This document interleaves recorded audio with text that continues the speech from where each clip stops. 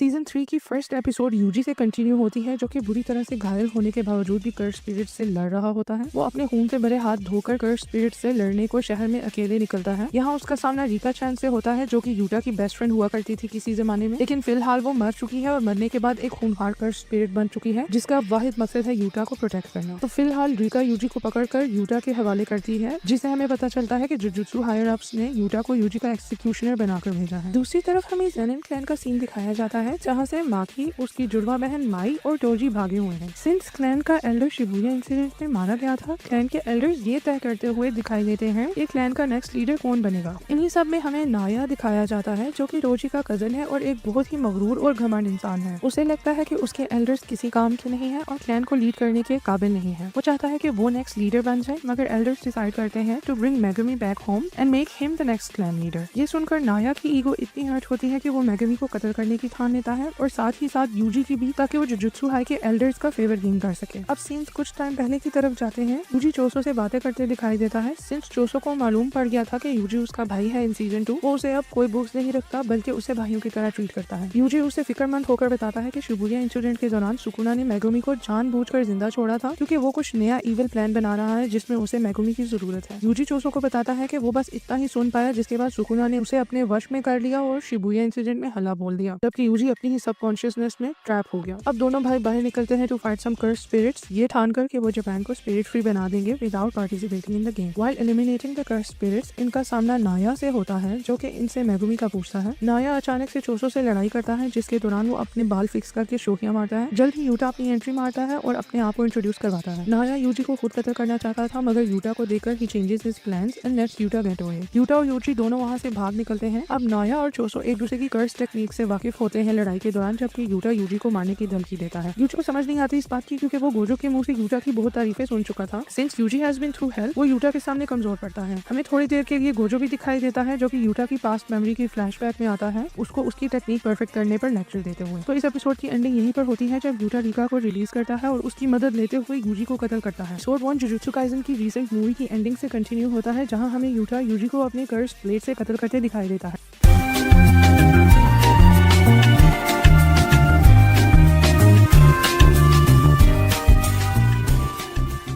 तब हमें नाओई दिखाया जाता है फ्रॉम द ज़ेनिन क्लैन। जी हाँ, अपने बड़े भाई टोजी का कजन, जो कि नहायत ही खड़ूस किस्म का आदमी है। वो फिलहाल चोसो से लड़ाई करता दिखाई देता है, because he is after Yuji and everyone else, जो कि उसके ज़ेनिन क्लैन का लीडर बनने के रास्ते में रुकावट बन सकते हैं। चोसो एंड नाओई लड़ाई रोककर थोड़ी बातचीत भी करते हैं, जिसमें हमें पता चलता है कि नाओई अपने बड़े भाइयों की कदर नहीं करता और उन्हें लूजर समझता है फॉर फेजिंग देयर क्लैन। चोसो उसे करेक्ट करते हुए ये कहता है कि बड़े भाई ही छोटों को रास्ता दिखाते हैं। अगर वो किसी जगह फेल होते हैं तो उसके छोटे भाई वो रास्ता नहीं चुनते, जो कि बहुत सेंस बनाता है। छोटे अपने बड़ों को देखकर अपने आप को फेलियर से बचा सकते हैं और उनकी सक्सेस से इंस्पायर होकर अपने कदम मजीद सक्सेस की तरफ बढ़ा सकते हैं। मूविंग ऑन, चोसो अपना सारा ब्लड बाहर निकाल लेता है टू ट्रैप नाओई, जो कि हैरान हो जाता है कि चोसो मरा क्यों नहीं अपना सारा ब्लड जाया करने के बावजूद। इन दी एंड चोसो उसका गेम बजा देता है by poisoning his blood and freezing Naoi in it. जब नाओई पर पॉइजन का असर होने लगता है, यूटा ओरा फार्मिंग करते हुए यूजी की डेड बॉडी को घसीटते हुए चोसो के पास से गुजरता है और उसे एक चमाट लगाकर साइड पर हटाता है। वो नाओई की हालत का फायदा उठाते हुए ये नेगोशिएट करता है कि अगर वो यूजी की डेथ की कंफर्मेशन एल्डर्स को देता है, तो उसके बदले यूटा अपनी रिवर्स कर्स टेक्निक से उसे रिवाइव कर सकता है और मरने से बचा सकता है। नाओई एकदम से मान जाता है। दूसरी तरफ हमें यूजी की सबकॉन्शियसनेस दिखाई जाती है। उसकी पैदाइश पर वो अपने पिता जिन इतादोरी को देखता है, जो कि यूजी के ग्रैंडफादर को समझा रहा होता है कि अनाप शनाप मत बकें, क्योंकि बच्चों को ये बातें याद रह जाती हैं। जिन का पिता फिर भी उसकी फिक्र करते हुए बोलता है कि वो जानता है जिन को औलाद चाहिए थी, मगर ये तरीका गलत है, क्योंकि उसकी बीवी तो मर चुकी है। उसी समय हमें यूजी की माता दिखाई देती है, जिनका नाम काओरी है, मगर उसके माथे पर सेम गेटो वाले स्कार्स दिखाई देते हैं, जो कि प्रूव करते हैं कि काओरी की बॉडी केंजाकू के वश में है। करंटली यूजी को फाइनली होश आता है और वो अपने आप को सुनसान जगह पर पाता है। वो अपने सामने यूटा को देखता है, जो कि यूजी को जिंदा देखकर खुशी से झूम उठता है। वो उसे टेम्पररी कत्ल करने के लिए माफी मांगता है और क्लैरिफाई करता है कि वो यूजी के लिए थ्रेट नहीं है, क्योंकि सील होने से पहले उनके उस्ताद जी गोजो ने उनसे स्पेशल रिक्वेस्ट की थी to look after his juniors from Jujutsu High. Yuta मजीद यूजी की कंफ्यूजन दूर करने के लिए उसे समझाता है कि उसने कैसे रिवर्स कर्स टेक्निक से उसका हार्ट पूरी तौर पर रिवाइव कर दिया था, जिसके बाद उसने नाओई के आगे यूजी को कत्ल करने का ढोंग रचा, ताकि एल्डर्स किसी और एग्जीक्यूशनर को ना भेजें यूजी को कत्ल करने के लिए for the role he played in Shibuya incident season 2।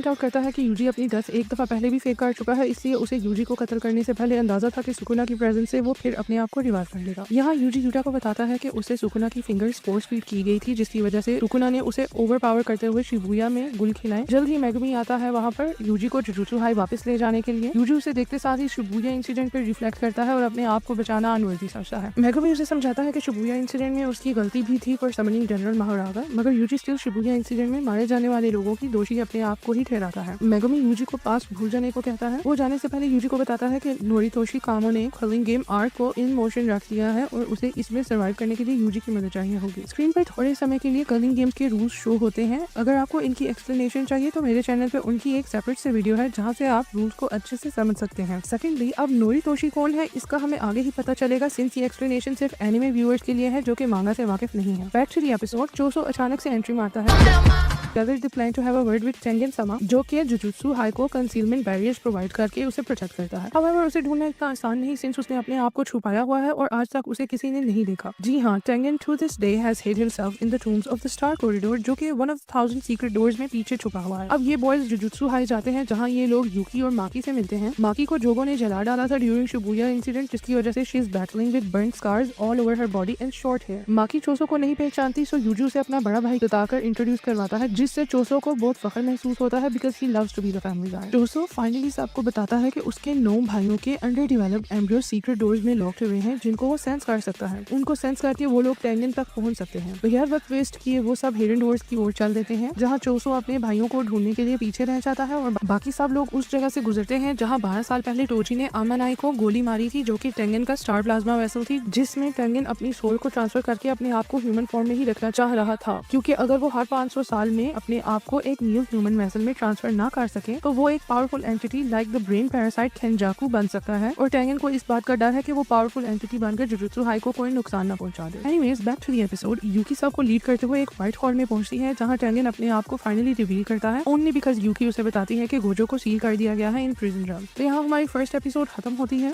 तो एपिसोड के शुरू में हमें दिखाया जाता है कि यूकी सब बच्चों के साथ टेंगन को समन कर देती है in the barriers of his tomb of the star. Tengen सबको उनकी सोर्सर स्पेशलिटी और ओरिजिन से पुकारकर उन्हें वेलकम करता है instead of saying their real names. Yuki को ये बात अजीब लगती है कि टेंगन ने यूकी को नहीं वेलकम किया, तो टेंगन अपने इरादे से बताता है कि वो श्योर नहीं था कि लास्ट टाइम उसे लगा कि यूकी शिवगुरु और केंजाकू के साथ काम कर रही है, मगर सिंस इट्स कंफर्म कि यूकी यूजी लोगों के साथ है तो टेंगन उसे भी वेलकम कर ही लेता है। अब बच्चे सबसे पहले उससे केंजाकू और कलिंग गेम्स का पूछते हैं। मेगमी उसे प्रिजन रैम के बारे में भी पूछता है क्योंकि गोजो वहीं पर सील्ड है, जहाँ टेंगन केंजाकू को नीरोतोशी कामू कह के पुकारता है, जिससे हमें पता चलता है कि नीरोतोशी एक बहुत ही पावरफुल सोर्सर था अपने टाइम का, जिसकी बॉडी केंजाकू ने अपने वश में करके भयानक एक्सपेरिमेंट्स करते हुए चोसो और उसके भाइयों को जन्म दिया था। उसने यूजी की माँ को भी पोजेस किया हुआ था। यूजी भी उसी का बेटा है, जिससे ये बात क्लियर होती है कि यूजी और चोसो सगे भाई हैं। So back to the episode, Tengen इन्हें किलिंग गेम्स और केंजाकू के गंदे इरादों से क्लियर करता है, मगर इस सबसे पहले वो एक कंडीशन रखता है जिसके मुताबिक उसे 2 बच्चे चाहिए होंगे उसे बैरियर्स के अंदर गार्ड करने के लिए। उटा को शॉक लगता है ये सुनकर, क्योंकि टेंगन तो एक इमॉर्टल बीइंग है, उसे क्या जरूरत प्रोटेक्शन की, वो भी उसी के बैरियर्स के अंदर। माकी भी तंज करते हुए दिखाई देती है, जिसे लगता है कि टेंगन को भी गोजो की तरह सील हो जाने का डर है। यूकी भी आवाज उठाती है और साफ साफ इनकार कर देती है उसे गार्ड प्रोवाइड करने के लिए, क्योंकि वो नहीं जानती कि टेंगन को कितने समय के लिए गार्ड करना है। टेंगन सफाई देते हुए अपनी खुद की कंडीशन के बारे में बताता है, लेकिन उससे भी पहले वो केंजाकू के मेन ऑब्जेक्टिव को हाईलाइट करता है, जिससे हमें पता चलता है कि केंजाकू पूरे जापान के लोगों की एवोल्यूशन अपने हाथों करना चाहता है। वो चाहता है कि तमाम लोग स्ट्रॉन्ग जुजुत्सु सॉर्सरर्स बन जाएं, इन्हें प्रोटेक्शन की जरूरत ही ना पड़े। जैसा कि हर बंदे को पकड़ पकड़ के इवॉल्व करना बेहद मुश्किल है, Kenjaku is planning to take over Tengen ताकि वो जापान की पॉपुलेशन को टेंगन के साथ एब्जॉर्ब करके एक ही बार में उन सबको इवॉल्व कर दे, क्योंकि जुजुत्सु वर्ल्ड में सिर्फ टेंगन के पास ही ऐसी पावर्स हैं। यूकी उनसे पूछती है कि वो सब हजारों साल पुराने हैं, उन्होंने पहले ऐसा क्यों नहीं फेस किया। टेंगन उन्हें बताता है कि पहले वो हमेशा ह्यूमन फॉर्म में ही बनकर रहा है और हर 500 साल में सिर्फ एक मर्तबा ही उसका स्टार प्लाज्मा वेसल जन्म लेता है, जिसमें वो अपने आप को ट्रांसफर करता है टू रिमेन ह्यूमन। मगर 12 साल पहले जब उसकी वेसल आमानाई ने जन्म लिया तो टोजी ने उसे मार दिया, जिसकी बदौलत टेंगन अपनी ह्यूमन फॉर्म बरकरार नहीं कर पाया और एक हायर फॉर्म ऑफ कर्स्ट में इवॉल्व हो गया। वो ये भी बताता है कि वो सबको दिखाई जरूर दे रहा है, मगर वो अभी भी छुपा हुआ है, यानी कि वो एक टाइम पर मल्टीपल जगह एग्जिस्ट कर सकता है। अब टेंगन बताता है कि उसकी इसी कमजोरी की वजह से केंजाकू उस पर हमला कर सकता है। सिंस केंजाकू अभी सुगुरु के शरीर में है, वो उसकी कर्स स्पिरिट मैनिपुलेशन के जरिए टेंगन को एक कर्स की तरह इजीली एब्जॉर्ब कर सकता है। अगर ऐसा हो गया तो केंजाकू को टेंगन के बैरियर टेक्निक्स मिल जाएंगे, जो पूरे जुजुत्सु वर्ल्ड की फाउंडेशन है। ऐसा ना हो इसलिए टेंगन को 2 लोगों की जरूरत है जो उसे एट ऑल टाइम्स प्रोटेक्ट करें। ये बात सबको वैलिड लगती है और ये सुनते ही यूकी और चोसो उसके साथ रुकने बचने और उसकी गार्डिंग करने के लिए वॉलंटियर करते हैं, जबकि बाकी लोग कर्लिंग गेम से रिलेटेड मिशन के लिए आगे बढ़ते हैं। तो गाइस, आगे कर्लिंग गेम्स के रूल्स को मैं डिस्कस करने जा रही हूँ। अगर आपको रूल्स को डिटेल में समझना है तो आप मेरे चैनल पर उनकी एक्सप्लेनेशन वीडियोस देख सकते हैं, जिससे आपको और भी अच्छे से उसके रूल्स का अंदाजा हो जाएगा। Back in the episode, Tengen उन सबको समझाता है कि कर्लिंग गेम एक बहुत ही बड़ी जुजुत्सु रिचुअल है जो जापान भर में 10 बैरियर डिफाइंड कॉलोनीज के जरिए चल रही है। यानी कि सब कॉलोनीज को केनजाकू ने बैरियर्स के जरिए कनेक्ट किया हुआ है। अगर इनमें से कोई भी बाहर निकलने की कोशिश करे तो सीधा मारा जाएगा। इस गेम में सिर्फ करंट सोर्सर्स ही नहीं बल्कि पुराने जमाने के सोर्सर्स भी शामिल हैं जो कि नए शरीर में जन्म लेकर आए हैं। साथ ही वो सिविलियंस भी शामिल हैं जिन्हें जबरदस्ती कर्स यूजर्स बना दिया गया बाय केनजाकू, जिसने सुगुरु की बॉडी में उसकी कर्स टेक्निक का उपयोग करते हुए सब नॉन सोर्सर्स को सोर्सर बना दिया था in the end of jujutsu Kaisen season 2। Tengen ये क्लियर करता है कि कर्लिंग गेम केनजाकू से अलग और इंडिपेंडेंटली ऑपरेट करती है। अगर केनजाकू को मार भी दिया जाए तब भी गेम खुद ब खुद खत्म नहीं होगी, क्योंकि ये बाइंडिंग वाउस और रूल्स पर बेस्ड है जो बैरियर्स के अंदर परमानेंटली सेट किए गए हैं। गेम रूल्स सुनते हुए यूजी लोग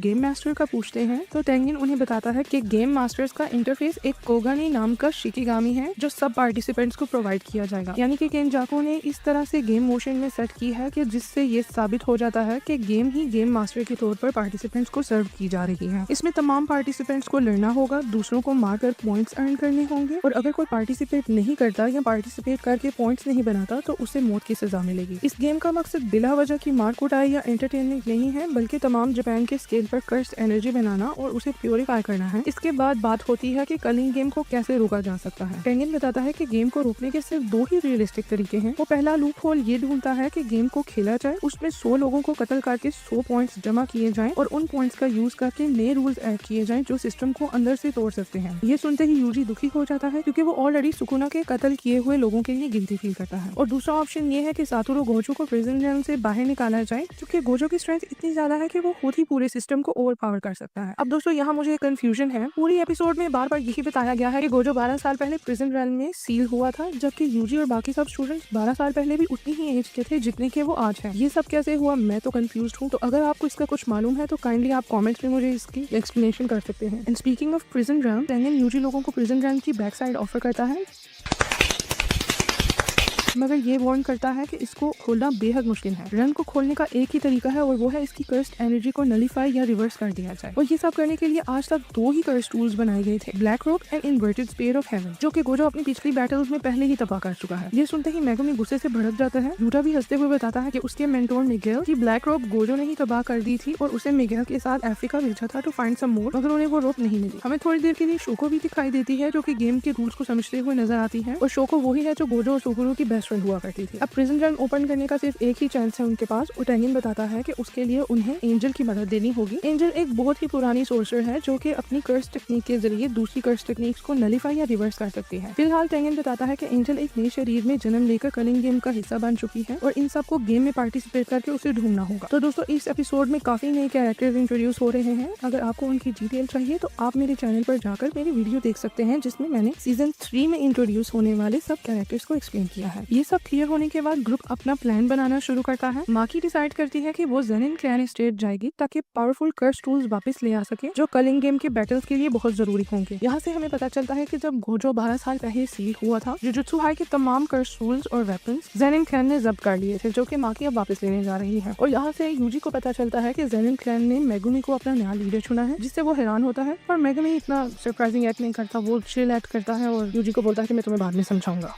अब यूटा अकेला कर्लिंग गेम में एंटर करने का फैसला करता है ताकि इन्फॉर्मेशन गैदर कर सके, पॉइंट्स कमा सके और शायद एंजल को ढूंढ सके। यूजी और मेगुमी को किंजी हाकारी को ढूंढने की जिम्मेदारी दी जाती है, जो कि एक suspended 3rd year jujutsu high student है और जिसका कर्स टेक्निक गेम के अंदर काफी यूजफुल हो सकता है। यहाँ पर एक बहुत ही फनी सीन दिखाया जाता है। यूजी को डर लगता है कि वो मेगुमी के साथ अकेला जा रहा है, क्योंकि उसे डर है कि सुकुना दोबारा उसकी बॉडी को पोजेस करके मेगुमी को अपने काम के लिए इस्तेमाल ना कर ले कहीं। इसीलिए उसने यूटा से प्रॉमिस किया था कि अगर उसमें सुकुना आए तो यूटा उसका कत्ल कर दे। मगर सिंस यूटा अपने प्लान की तरफ जा रहा है तो यूजी को डर है कि वो कहीं सुकुना के थ्रू मेगुमी को कत्ल ना कर दे, मगर Megumi is ready to die, वो ऐसा बोल भी देता है। तो दोस्तों, एपिसोड के एंड में यूजी का ग्रुप अलग अलग डायरेक्शन में निकल जाता है अपने अपने मिशन के लिए। अब कर्लिंग गेम पूरी तरह एक्सप्लेन हो चुकी है, उसके रूल्स क्लियर हैं और ऑब्जेक्टिव सेट हो चुके हैं, जो कि कॉलोनीज के अंदर सर्वाइव करना, रूल्स को मैनिपुलेट करना, एंजल को ढूंढना, गोजो को फ्री करना है। ये एपिसोड पूरे आर्क का स्ट्रक्चर एस्टैब्लिश करता है, केनजाकू के प्लान को क्लियरली डिफाइन करता है और हर कैरेक्टर के फ्यूचर पैथ को सेटअप करता है। एपिसोड 4 की ओपनिंग होती है माकी से, जो कि सालों बाद अपने क्लैन के मेन हाउस जा पहुंचती है to retrieve the cursed tools her clan store in गोजो's एब्सेंस। उसका सामना सबसे पहले नाया से होता है जो तुरंत उसे पहचान लेता है। माकी को ये देख के हैरानगी होती है कि नाया उसे उसके चेहरे से पहचानता है, ना कि उसकी बैक साइड से। Since he is a misogynist जो कि लड़कियों को सिर्फ सेक्स ऑब्जेक्ट की तरह ट्रीट करता है, तो वो उसे अपनी बकवास बंद करने को कहता है और ये सजेस्ट करता है कि वो यूटा और मैगमी के साइड में कायम रहे क्योंकि उसकी अपनी कोई पहचान नहीं। वो उसे ये भी याद दिलाता है कि ना ही उसके पास कोई कर्स एनर्जी है और अब तो उसकी शक्ल भी नहीं बची क्योंकि वो जल गई थी, तो इसलिए वो उसे ये भी याद दिलाता है कि अब वो किसी काम की नहीं रही। इसके साथ साथ ही वो उसे याद दिलाता है कि कैसे वो उसे बचपन में बुली किया करता था। इससे पहले वो उसे दोबारा बुली करे माकी आगे को बढ़ जाती है और उसकी बातों से उसको घंटा फर्क नहीं पड़ता। अब वो अपना कर्स ब्लेड हाथ में थामे कर्स टूल्स के हॉल की ओर बढ़ती है जहाँ एक औरत उसे रोकने की कोशिश करती है मगर माकी उसकी एक नहीं सुनती। इससे पहले औरत की शक्ल दिखे सीन्स पास्ट की एक फ्लैशबैक दिखाते हैं जिसमें माकी मेगुमी से बात करते दिखाई देती है। वो उसे साफ साफ बताती है कि क्लैन का लीडर नाओबिता ज़ेनिन लास्ट टाइम उसी के साथ था शिबुया इंसिडेंट में और उसकी यही इच्छा थी कि क्लैन का नेक्स्ट लीडर मेगुमी बने और उसके तमाम टूल्स और ट्रेजर्स मेगुमी ही पोजेस करे। मेगुमी को इन सब से फर्क नहीं पड़ता और वो माकी को परमिशन दे देता है to become the next clan leader since Maki और उसकी जुड़वा बहन माई की एक ही इच्छा थी क्लैन को लीड करना। माकी क्रिटिकल थिंकिंग करते दिखाई देती है। उसका मानना है कि वो भी क्लैन को लीड नहीं कर सकती because of Mai who also wants to lead the clan. Scenes वापस प्रेजेंट में शिफ्ट होते हैं जहां हमें दिखाया जाता है कि माकी को और कोई नहीं बल्कि उसकी अपनी माँ ही रोक रही है हॉल में जाने से। उसकी माँ क्लैन में रहते हुए एक काम वाली नौकरानी बन कर रह गई है, ये उसके लिबास से ही जाहिर होता है। दूसरी तरफ हमें माकी के अंकल्स नाया और जिनीची दिखाए जाते हैं जो कि क्लैन के फ्यूचर की बातें करते दिखाई देते हैं। जिनीची ये मानता है कि अगर मेगुमी को क्लैन का लीडर बना दें तो वो जापान की 3 मेन क्लैन में अपना स्टेटस ऊंचा कर सकते हैं क्योंकि मेगुमी के उन क्लैन लीडर्स के साथ अच्छे ताल्लुकात हैं। तो इन मेन फैमिलीज में Zenin clan, Gojo clan and कामो क्लैन है। गोजो तो जैसे मेगुमी का दूसरा पिता था और कामो क्लैन की बात की जाए तो उसका नेक्स्ट लीडर अपने बाप के बाद चोसो खुद है, व्हिच एक्सप्लेन्स कि कैसे मेन क्लैन मेगुमी को लीडर बनता देखकर ज़ेनिन क्लैन को फौरन से अपना इक्वल एक्सेप्ट कर लेंगे। नाया एकदम से चौंक जाता है ये सुनकर क्योंकि उसे लगता था सब उसके नेक्स्ट लीडर बनने के फेवर में है। जिनीची फौरन से अपनी स्टेटमेंट चेंज करता है ये बोलते हुए कि सिंस जुजुत्सु हेडक्वार्टर्स ने ये लॉ पास किया है कि अगर कोई गोजो को उसकी सीईओ से आजाद करने की कोशिश करे तो वो जुजुत्सु वर्ल्ड का गद्दार माना जाएगा। लिहाजा जिनीची प्रपोज करता है कि क्यों ना एक तीर से 3 शिकार करें और मेगुमी, माकी और माई को गद्दार एक्यूज करके उनका कत्ल कर दें ताकि वो जुजुत्सु हेडक्वार्टर का फेवर गेन कर सकें। और वैसे भी ये बात सच है कि वो गोजो को आजाद करने के चक्रों में है जो कि इस वक्त जुजुत्सु हेडक्वार्टर्स में एक क्राइम समझा जाता है। दूसरी तरफ माकी फाइनली हॉल में पहुंचती है जहां उसके पिता ओगी ज़ेनिन पहले से ही उसके इंतजार में खड़े होते हैं। माकी एकदम शॉक में चली जाती है to see Mai beaten up on the ground in Ogi's feet. जी हाँ, ओगी को अपनी बेटियों से इतनी नफरत है कि वो उनका कत्ल करने तक वो तैयार है क्योंकि ज़ेनिन क्लैन बेटों को तरजीह देता है बेटियों को नहीं। This explains why Maki and Mai ran away ages ago. Maki उसे अपने ब्लेड से मारने आती है मगर वो उसको अपने ब्लेड से पहले ही जख्मी करता है। अब यहाँ बहुत ही बुरा सीन दिखाया जाता है जहाँ माकी और माई दोनों ही मौत का सामना करते हुए दिखाई देती हैं। ओगी माकी और माई दोनों को घसीटते हुए डंजन की तरफ ले जाता है और इवन तो उसकी दोनों बेटियां मौत के कुएं में हैं, वो उन्हें बातें सुनाता है कि कैसे उनकी वजह से वो क्लैन का नेक्स्ट लीडर नहीं बन सका और उसका भाई नाओबिता उसकी जगह ले गया क्योंकि उसने बेटों को जन्म दिया हुआ था। वो अपने फेलियर्स का सारा इल्जाम अपनी बेटियों पे डालता है। वो उन्हें फाइनली डंजन में फेंकता है जहाँ उसने लो ग्रेड कर्सेस को कैद कर रखा है। उसे लगता है कि दोनों बेटियों को भूखे कर्सेस खा जाएंगे, इससे पहले कर्सेस उन पर हमला करें। माई होश पकड़ती है और माकी को इस हालत में देखकर रोती है। वो उसे अपनी गोद में रखती है और अपनी सीक्रेट कर्स टेक्निक का इस्तेमाल करती है। वो अपने आप को और माकी को उसकी सबकॉन्शियस में ले जाती है जहाँ दोनों बहनें एक बीच पर सही सलामत दिखाई देती हैं। वो माकी से शेयर करती है कि उसकी कर्स टेक्निक कुछ खास नहीं, इसलिए उसने आज से पहले किसी को बताया नहीं ताकि उसकी बेइज्जती न हो। अब वो माकी को चार्ज देती है और बोलती है बहन जो करना है अब आगे तुमने ही करना है क्योंकि मैं आगे ही वुंडेड थी और कर्स टेक्निक इस्तेमाल करने से मेरी मौत के चांसेस मजीद बढ़ गए हैं। वो वहाँ से जाने लगती है मगर माकी उसको रुकने का बोलती है। माई थोड़े समय के लिए रुककर उसे बोलती है कि ज़ेनिन क्लैन में ट्विंस को वैसे भी बैड लक समझते हैं जबकि बाकी की दुनिया ट्विंस को एक ही समझती है, इसलिए वो एडवाइस करती है कि माकी उसके हिस्से की लड़ाई करे और पूरे क्लैन को डिस्ट्रॉय कर दे। वो उसके हाथ में एक व्हीट का ग्रेन देकर गायब हो जाती है। उसकी कर्स्ड एनर्जी से माकी वापस जिंदा हो जाती है मगर माई को मरा देखकर उसकी आंखों में आंसू आ जाते हैं। उसके सामने सारे लो ग्रेड कर्सेस भी आ चुके होते हैं। वो माई और अपना ब्लेड हाथ में लेकर कर्सेस को एक्सरसाइज करने के लिए आगे बढ़ती है। उसके पिता को अचानक से फीलिंग आती है कि सारे कर्सेस को किसी ने एक्सरसाइज कर दिया है यानी खत्म कर दिया है, तो वो फौरन से अपनी कर्स टेक्निक एक्टिवेट करता है ये बोलते हुए कि जोन सी भी बेटी ने ये किया है वो उसकी हड्डियों तक को तोड़ डालेगा। इससे पहले वो कुछ करे माकी उसके सर के ऊपर वाला हिस्सा अपने ब्लेड से काट देती है जिससे उसकी इंस्टेंट मौत हो जाती है। इसके बाद माकी क्लैन के मेन हाउस की तरफ चल देती है और उसके माइंड में एक ही आवाज होती है और वो होती है माई की, जो उसे बोल रही होती है पूरे क्लैन को तबाह कर दो। अचानक से क्लैन की आर्मी सबको माकी के बारे में अलर्ट करती है जिसमें क्लैन के स्ट्रॉन्गेस्ट एल्डर्स और क्लैन की आर्मी का कैप्टन सामने आता है। रिलेशन में ये बताया जाता है कि क्लैन का हर बच्चा उनकी पर्सनल आर्मी में सर्व करता है यानी कि पूरा क्लैन माकी के अगेंस्ट खड़ा हो जाता है। माकी यहाँ ओरा फार्म करते हुए पूरी आर्मी से लड़ती है अकेले में। शी शोज नो मर्सी और जो भी उसके सामने आता है वो उसको अपने ब्लेड के साथ काट कर रख देती है।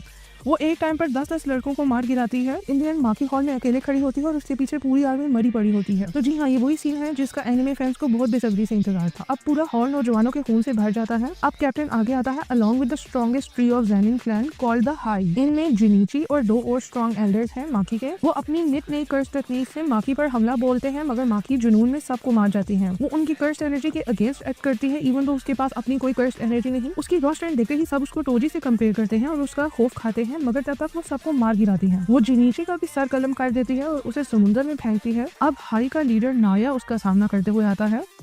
उसके पिता नाओबिता वाली कर्स टेक्निक है जिसके जरिए वो आगे होने वाले सीन की 24 फ्रेम्स पहले ही प्रिडिक्ट कर लेता है। वो इसकी मदद से माकी का मूव प्रिडिक्ट करता है और उसे मारने के लिए फुल स्पीड से आगे आता है, मगर माकी नाओबिता को शिबुया इंसिडेंट में लड़ता देखकर उसकी टेक्निक से अच्छे से पहले से ही वाकिफ हो चुकी थी, इसीलिए वो नाया का मूव इन एडवांस प्रिडिक्ट करती है और जो ही वो उसको मारने के लिए उसके पास पहुंचता है वो उसे इतने जोर से मुक्का मारती है कि उसका पूरा जबड़ा टूट जाता है। अब माकी मेन हाउस में वापस जाती है जहाँ वो अपनी माँ को ढूंढ कर उसका कत्ल भी करती है ताकि क्लैन का एक भी बंदा पीछे न बचे। दूसरी तरफ नाया मेन हाउस में रेंगता हुआ वापस आता है जो कि माकी को गालियां देते हुए दिखाई देता है। माकी की माँ मरने से पहले नाया की कमर में अपना खंजर खोद देती है जिससे उसकी मौत हो जाती है। एपिसोड के एंड में माकी माइक की बॉडी उठाकर उसके स्कूल ले जाती है और उसकी सहेली को सौंप देती है जो कि माइक को मरा देखकर बोर होती है। एंड में स्क्रीन पर न्यूज शो होती है कि पूरा ज़ेनिन क्लैन सस्पिशियसली मारा गया है। पुलिस कातिल की तफ्तीश कर रही है। गोजो क्लैन और कामो क्लैन ने जुजुत्सु हेडक्वार्टर में अपील की है to outcast Zenin clan from the main 3 family. उनकी ये अपील जुजुत्सु हेडक्वार्टर ने एक्सेप्ट कर ली है, यानी कि Zenin clan does not exist anymore. Episode 5 की शुरुआत जुजुत्सु टेक के प्रिंसिपल मासामिची यागा और उसके बनाए हुए कर्स्ड कोर्प्स यानी पैंडा से होती है। सीन्स पास्ट के होते हैं जिनमें क्योटो हाई के प्रिंसिपल यागा को वार्न करते हुए दिखाई देते हैं। उन्हें लगता है कि मासामिची की कर्स टेक्निक से वो अपने लिए एक आर्मी खड़ी कर सकता है, सिंस वो अपनी कर्स टेक्निक से किसी भी ऑब्जेक्ट या कोर्प्स में जान डाल सकता है। और उससे भी बढ़कर हैरानगी की ये बात है कि यूजुअली कर्स्ड कोर्प्सेस अपने सोर्सरर की पावर से चलती है, मगर यागा अगर एक मर्तबा किसी डॉल या ऑब्जेक्ट को जिंदा कर दे तो वो उसके इशारों पर नाचने वाली कठपुतली के बजाय खुद ब खुद ही फंक्शन करती है और एक सेपरेट ऑटोनॉमस एंटिटी बन जाती है, जैसे कि पैंडा। इसे इंसानों की तरह बोलता देख हमेशा सब कंफ्यूज ही रहते हैं। अब क्योटो के प्रिंसिपल का मानना है कि यागा की टेक्निक जुजुत्सु वर्ल्ड के लिए एक थ्रेट बन सकती है, इसलिए उसे पक्का पक्का जेल में डाल देना चाहिए instead of praising his technique and giving him the title of a special great sorcerer. इसके बाद यागा अपना घर विजिट करता है जहाँ उसका बनाया हुआ एक और कर्स्ड ऑब्जेक्ट उससे बातें करता है। उसका नाम ताकेरू है और वो यागा को उसके फर्स्ट नेम से पुकारता है, यानी मासामिची कहकर पुकारता है। यागा उसे बताता है कि वो वापस जुजुत्सु टेक काम के सिलसिले से लौट रहा है और उसे वापस आने में टाइम लगेगा। आने से पहले वो ताकेरू को प्रॉमिस करता है कि वो उसे उसकी माँ से मिलवाएगा। उसके निकलने से पहले ताकेरू और बाकी कर्स्ड डॉल्स उसको उदासी के साथ अलविदा बोलती हैं। इसके बाद हमें प्रेजेंट के सीन्स दिखाए जाते हैं जहाँ हमें पैंडा और कुसाकाबी दिखाई देते हैं। कुसाकाबी पैंडा को बोलता है कि वो सिर्फ इसलिए उसकी मदद कर रहा है क्योंकि वो यागा को बचाना चाहता है and since he owes Yaga a favour he wants to help Panda so he can rescue यागा।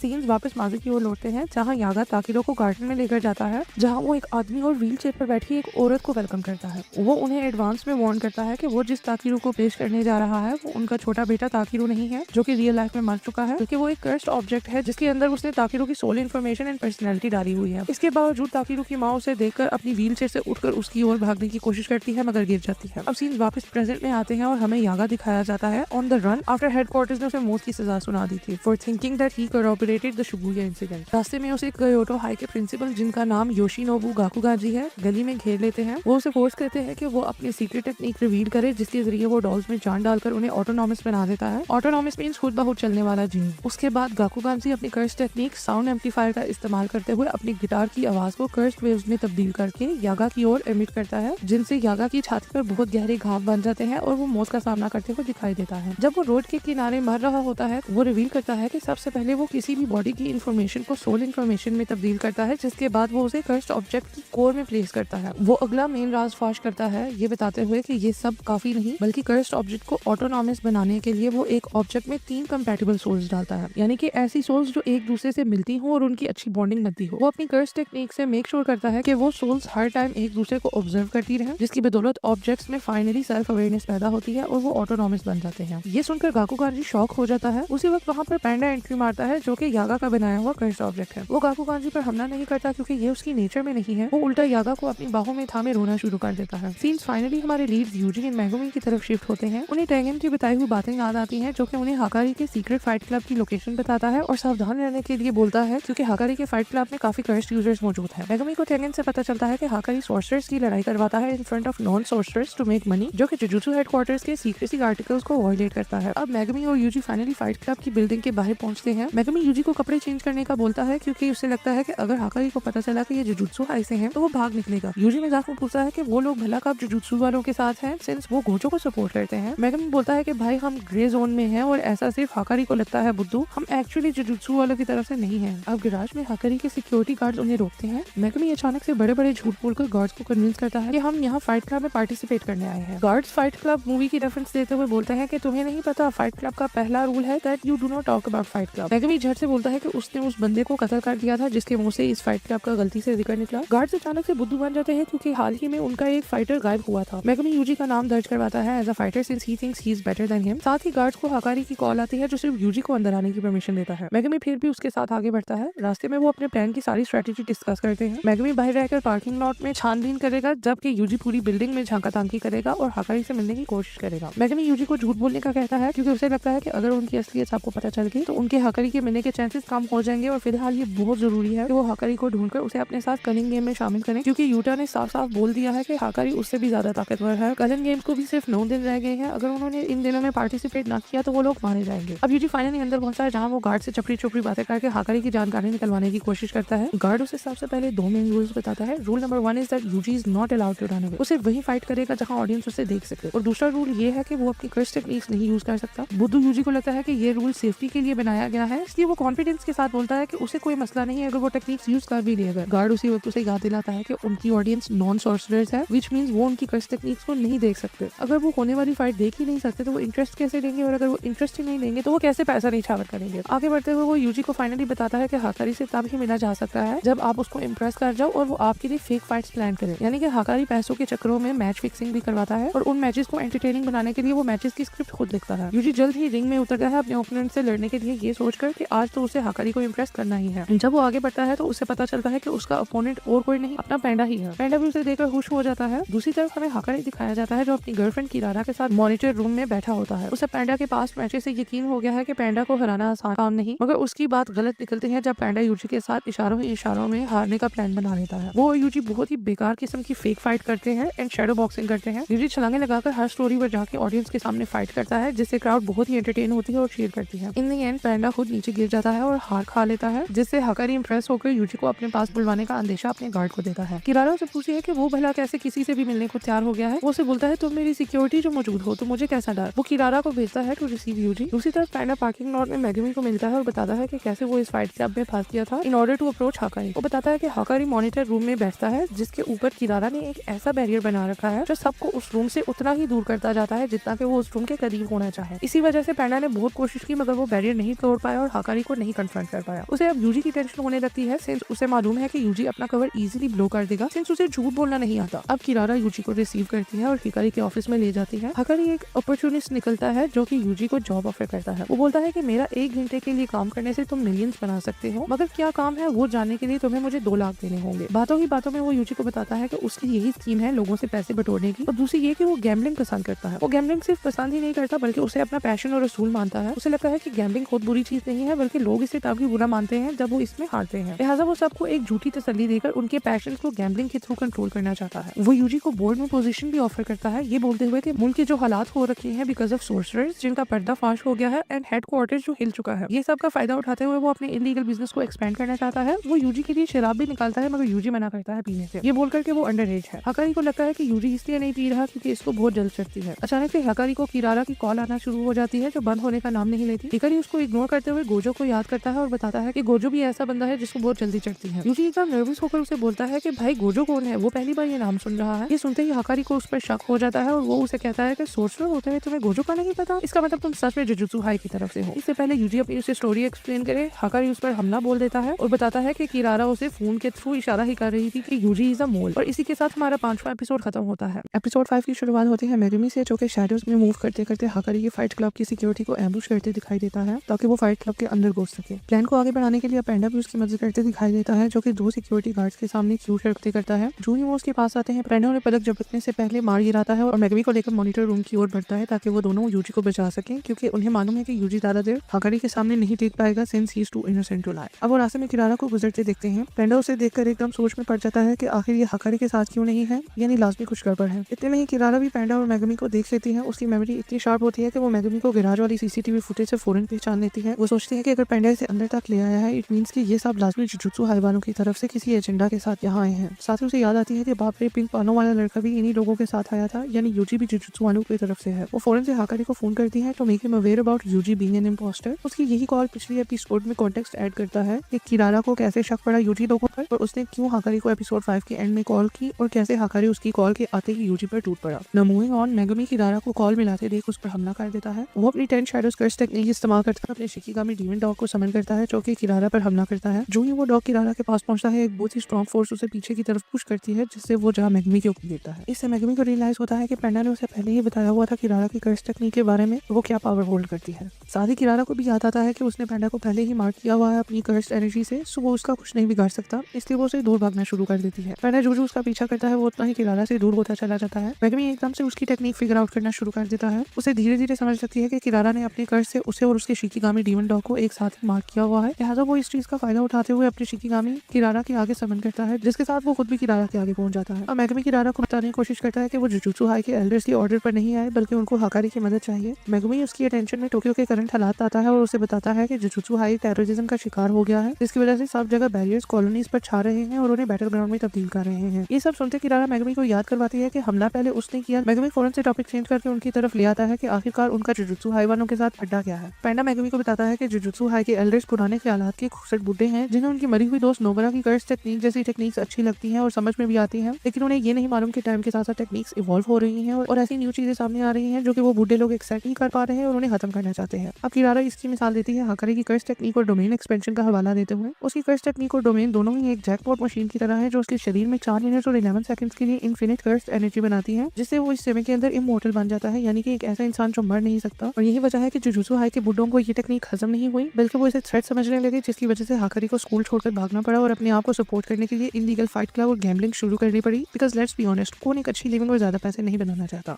मेगमी अब किरारा को कन्विंस करने की कोशिश करता है कि वो ये सब एक्सेप्ट करता है और हाकारी की मदद चाहता है, और वो ये भी बार बार बताता है कि वो उन बुड्ढे कंजर्वेटिव्स की तरफ से नहीं आया। किरारा को फिर भी ये सब झूठ लगता है और वो मेगमी से पूछती है कि उन लोगों के पास तो गोजो जैसा इंसान मौजूद है जो कि उनका पिछवाड़ा तक धो देता है अगर कोई छोटा सा भी मसला हो जाए, और उन्हें हाकारी की क्या जरूरत है। मेगमी उस सोच के साथ उसे अपडेट करता है कि शिबुया इंसिडेंट में गोजो को सील कर दिया गया था, जिसकी वजह से बात इधर तक आ पहुंची है कि उन्हें हाकारी जैसे स्ट्रॉन्ग फाइटर्स की जरूरत है। अब यहाँ किरारा ऐसी शक्ल बनाती है जिससे पेंडा और मेगमी को ये बात कंफर्म हो जाती है कि किरारा उन्हें बिलीव नहीं करती, इसलिए वो लड़ाई दोबारा कंटिन्यू करते हैं ताकि किरारा को हरा सके और उसकी अटेंशन गेन कर सके, सिंस वो ही सिर्फ एक ऐसी है जिसकी बात हाकारी सुनेगा। दोस्तों, यहाँ आपने कंफ्यूज नहीं होना, मैं सीन्स को छोड़कर किरारा की कर्स टेक्निक को आसान शब्दों में समझाने वाली हूँ। तो किरारा की कर्स टेक्निक का नाम लव रॉन्डेवू है और वो इस टेक्निक के द्वारा अपनी कर्स एनर्जी रिलीज तो करती है, मगर उसे डायरेक्ट यूज नहीं कर सकती, इसलिए वो रैंडम चीजों या लोगों को मार्क कर देती है अपनी एनर्जी से, यानी निशान लगा देती है अपनी कर्स एनर्जी का, जिसका असर बाद में दिखाई देता है। एक मर्तबा वो चीजों या लोगों को मार्क कर दे तो वो एक दूसरे को छू नहीं सकती, उन्हें बहुत ही स्ट्रॉन्ग फोर्स एक दूसरे से दूर कर देती है, जैसे कि पेंडा और मॉनिटर रूम का दरवाजा। वो चीजों या लोगों को एक साथ भी मार्क कर सकती है, जैसे कि उसने अभी मेगमी और उसके डॉग को एक साथ ही मार्क किया था, जिससे वो एक दूसरे को छू सकते हैं। लेकिन अगर अलग से मार्क किए हुए लोग एक दूसरे तक पहुंचना चाहें तो उन्हें सारी मार्क चीजों या लोगों से एक ऑर्डर या कह लो कि एक सीक्वेंस के साथ गुजरना होगा, जो कि किरारा ने खुद डिसाइड किया हुआ होगा। मेगमी किरारा से फाइट करते समय खुद ही ये टेक्निक धीरे धीरे फिगर आउट कर लेता है, thanks to his step sister, जिसने उसे सितारों की कॉन्स्टलेशन के बारे में एजुकेट किया हुआ था इन टाइम्स व्हेन टोजी और उसकी दूसरी बीवी अपने अपने बच्चों को छोड़कर भाग निकले थे और मेगमी अपनी स्टेप सिस्टर के साथ अकेला रह गया था। बैक टू द टेक्निक, किरारा भी सितारों की कॉन्स्टलेशन का हिसाब रखती है। वो इन जनरल एक सदर्न क्रॉस कॉन्स्टलेशन का ज्यादा इस्तेमाल करती है। इस कॉन्स्टलेशन को पढ़ा जाए तो हमें पता चलता है कि इस कॉन्स्टलेशन में 5 स्टार्स होते हैं, सबका एक अपना ही यूनिक सीक्वेंस है और इसी सीक्वेंस को फॉलो करते हुए किरारा अपने टारगेट्स को मार्क करती है। अब मैं इस टेक्निक को बेहतरी से समझाने के लिए एग्जांपल दूंगी।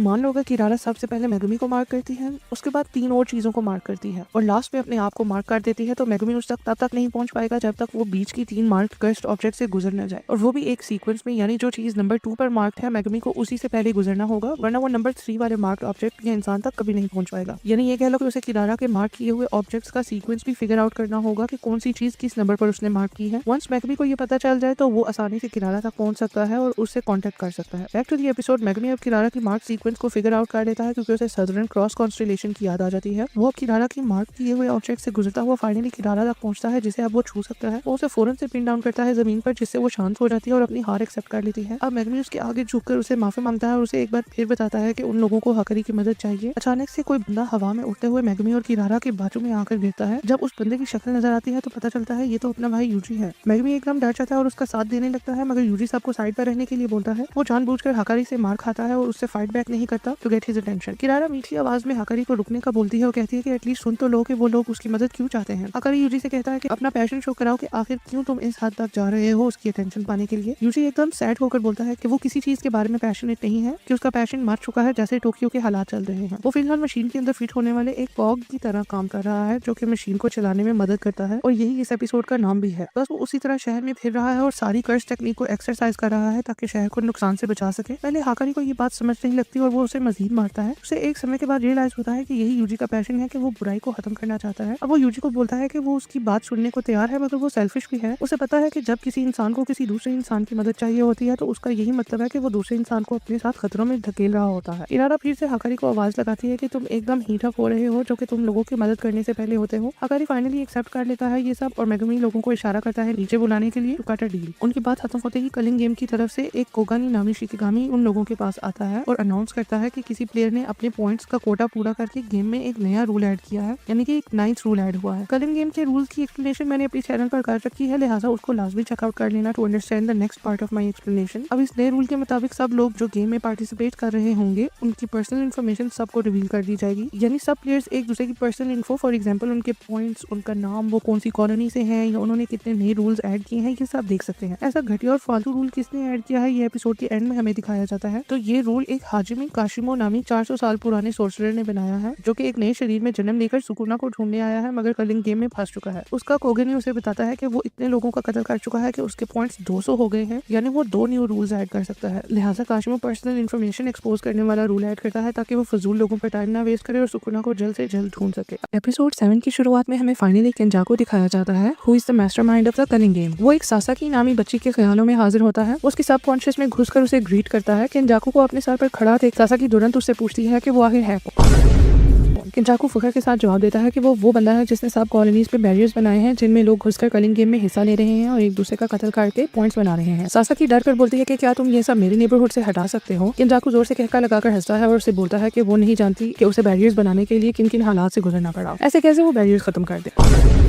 इस दौरान वो सासाकी को बातों में ये बताता है कि कलिंग गेम का हेडक्वार्टर एक बाजू ही में पाए जाने वाला एग्जीक्यूशन सेंटर है जहां लोगों को सजा के तौर पर कत्ल किया जाता था। वो फाइनली सासाकी को ऑप्शन देता है कि वो या तो बैरियर के अंदर रहकर लड़े या फिर बैरियर से बाहर निकल जाए। ये ऑफर केंजाको तकरीबन हर बंदे को दे रहा है शुरुआत में और ये चॉइस सिर्फ एक ही बार सबको ऑफर होगी। वो सासाकी को बताता है कि अगर वो बाहर निकलना चाहती है तो उसका बस हाथ थाम ले और वो जागने पर बैरियर के बाहर होगी। अब सासाकी उसका हाथ थामती है और वहाँ से अंधेरे की ओर धीरे धीरे चलना शुरू कर देती है। जब वो अपनी सबकॉन्शियस से निकलकर शहर में पहुंचती है तो केंजाको उसे शुक्रिया बोलता है for being a good friend to his son. Sasaki एकदम कंफ्यूज हो जाती है कि ये आखिर कौन से बेटे की बात कर रहा है। वो अचानक से जागती है और अपने आप को बैरियर के बाहर पाती है और लोगों के साथ। क्राउड में उसे अपने हाई स्कूल के ओकल्ट क्लब का मेंबर इगुची मिलता है। जी हाँ, यहाँ से हमें पता चलता है कि सासाकी और इगुची यूजी के हाई स्कूल फ्रेंड्स हैं जो कि मिलकर हॉरर रहस्य सॉल्व किया करते थे सीजन 1 में, और इन सब ने ही मिलकर सुकुना की पहली फिंगर ढूंढी थी जो कि केंजाको ने खुद ही प्लांट की थी जब वो सुगुरु की बॉडी में नया आया था। सासाकी इगुची से कैच अप करती है जिसके दौरान उसे रियलाइज होता है कि केंजाको शायद यूजी की बात कर रहा था, पर उसे समझ नहीं लगती कि ऐसा कैसे हो सकता है। ये तो सिर्फ हम ही जानते हैं कि केंजाको यूजी की मॉमी के शरीर में घुसकर यूजी के पिता के थ्रू प्रेग्नेंट हुआ था for the sake of his master plan, जो कि हमें आगे पता चलने वाला है। अब सीन यूजी लोगों के ग्रुप की तरफ आते हैं। अकारी फाइनली शांत होकर उनकी बातें सुनने के लिए बैठता है उनके साथ। यूजी और मैगनी उसे बताते हैं कि उनके हालात टाइट चल रहे हैं क्योंकि गोजो को सील कर दिया गया है। अकारी को बहुत बुरा शॉक लगता है, उसका बिहेवियर अब टोटली चेंज हो चुका है और वो अब काफी फ्रेंडली दिखाई देता है। हालात को देखते हुए पैंडा सबको बताता है कि उनके प्रिंसिपल भी मर चुके हैं। सबको पैंडा के लिए बुरा लगता है क्योंकि प्रिंसिपल यागा उसके पिता की तरह थे, मगर पैंडा बहुत ही जिगरे वाला बंदा होता है। वो बोलता है कि यार उसके पिता शिबुया इंसिडेंट में नहीं मारे गए बल्कि गाकुगाजी के साथ लड़ाई करते वक्त मारे गए। इवन तो वो यागा की मौत पर फूट कर रोया था, वो अब सबको दिलासे देता है कि कोई बात नहीं, सब ठीक हो जाएगा। हकारी को भी दुख होता है कि जो 2 वाहिद बंदे उसके साथ अच्छा बर्ताव करते थे वो दोनों ही ऐसे हालात से गुजरे, एक मारा गया और एक सील हो गया। ये सब सुनने के बाद हकारी फाइनली उनकी मदद करने को तैयार होता है। वो वॉलंटियर करता है कि वो उनके प्लान में हिस्सा लेकर कलिंग गेम को खत्म करने की कोशिश करेगा, मगर ये बोलता है कि इस सब के बदले में उन सबको उसका एक काम करना होगा। जब वो पूछते हैं कि कैसा काम, तो वो खिचखिचाते हुए बोलता है कि जुजुत्सु वानों के लॉज को चेंज करने में उसकी मदद करनी होगी ताकि वो भागना बंद करे और सब सोर्सर्स अपने इज्जत के साथ दोबारा इंटीग्रेट हो सके। उसे ये काम नहायत ही मुश्किल दिखाई पड़ता है, लेकिन यूजी सुख का सांस लेते हुए बोलता है कि इसमें तो कोई बड़ी बात ही नहीं, ये बहुत ही आसान काम है उनके लिए। अगर इसको डांटने ही लगता है इस बात पर कि मेगुमी बीच में आकर बोलता है कि वो उसकी मदद करेगा सिंस वो ज़ेनिन क्लैन का सरबराह बन चुका है। हकारी को ऐसा झटका लगता है जैसे कि उसका जैकपॉट लग गया हो। वो मन ही मन में सोचता है कि गोजो और यागा से ज्यादा शौक तो उसे इस बात पर हुआ है। उसे मेगुमी की बात सुनकर तसल्ली हो जाती है कि जुजुत्सु हाई की 3 बिग फैमिलीज में से एक फैमिली उसका सपोर्ट अगर करे तो लॉज वाकई ही उसकी फेवर में चेंज हो सकते हैं। हकारी एकदम मीठा बांधकर मेगुमी को दोस्त बनने की ऑफर लगाता है। यहाँ इन बुद्धुओं को आइडिया ही नहीं कि माकी दीदी ने ज़ेनिन क्लैन का वजूद तक मिटा दिया है। अब मेगुमी कोई क्लैन का हेड नहीं है। पैंडा खुश हो जाता है और सबको कहता है कि आप डिसाइड करो कि कौन सा बंदा कौन सी कॉलोनी में जाएगा, और याद करता है कि यूटा पहले ही एक कॉलोनी में गया हुआ है। अचानक से एक कोगानी हाजिर होता है डिंग